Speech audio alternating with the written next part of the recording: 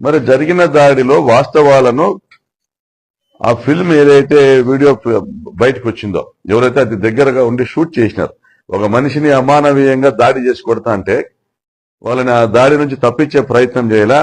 అదే ఏబిఎన్ కి సంబంధించినటువంటి ఇంకొక ఉద్యోగి కూడా అక్కడి నుంచి జారుకోవడం కూడా గమనిస్తా ఉంది. మరి అతను అమానవీయంగా అతన్ని కొడతా అంటే ఎవరు రక్షించే ప్రయత్నం చేయలే, వీడియో తీస్తా అన్నారు. నేను ఆ దాడి కరెక్ట్ అని నేను చెప్పడంలే. ఇందుకు దారి తీసిన పరిస్థితులు ఏంది, ఎవరిది తప్పు, ఎవరు బాధ్యత వహించాలా? ఏబిఎన్ రాధాకృష్ణ బాధ్యత వహించాలా, చంద్రబాబు నాయుడు బాధ్యత వహించాలా? ఏబిఎన్ ఆంధ్రజ్యోతి విలేకరి మీద దాడి జరిగినా, కర్నూలులో ఈనాడు పార్టీ కార్యాలయం పైన దాడి జరిగినా బాధ్యత వహించాల్సింది మీ నాయకత్వ వైఫల్యాల వల్ల తెలుగుదేశం పార్టీ అధికారం కోల్పోయి మళ్ళీ అధికారంలోకి రావడానికి పనిచేస్తున్న ప్రభుత్వాన్ని తగ్గించి చూపేటువంటి ప్రయత్నం చేయడానికి మీరు మీడియాను ఉపయోగించుకుంటా అన్నారు.